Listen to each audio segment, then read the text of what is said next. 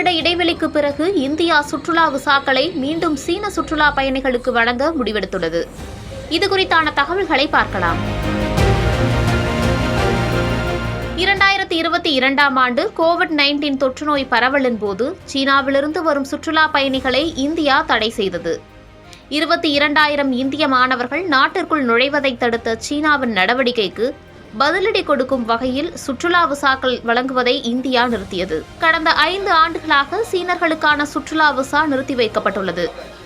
மேலும் கல்வான் பள்ளத்தாக்கில் இந்திய சீன ராணுவத்தினர் இடையிலான மோதலால் எல்லையில் பதட்டம் நிலவியது. 1962ஆவது ஆண்டுக்கு பிறகு இரு நாடுகளுக்கு இடையிலான இருதரப்பு உறவுகள் சீர்குலைந்தது. இந்த நிலையில் இரு நாடுகளுக்கும் இடையே உள்ள உறவை மேம்படுத்தும் நடவடிக்கையில் இரு நாட்டு அரசும் இறங்கியுள்ளது. ரஷ்யாவின் கசன் நகரில் இந்திய பிரதமர் நரேந்திர மோடியும் சீன அதிபர் ஜி ஜின்பிங்கும் சந்தித்து பேசினர். அப்போது இருதரப்பு உறவுகளை மேம்படுத்த பல்வேறு முடிவுகள் எடுத்தனர். இந்த வகையில் ஜூலை 24 முதல் சீன குடிமக்கள் சுற்றுலா விசாக்களுக்கு விண்ணப்பிக்க தொடங்கலாம் என்று சீனாவில் உள்ள இந்திய தூதரகம் அறிவித்துள்ளது. முன்னதாக இரு நாடுகளுக்கும் இடையே நேரடியாக விமான சேவைகளை மீண்டும் தொடங்க இந்த ஆண்டு தொடக்கத்தில் பேச்சுவார்த்தைகள் நடத்தப்பட்டன.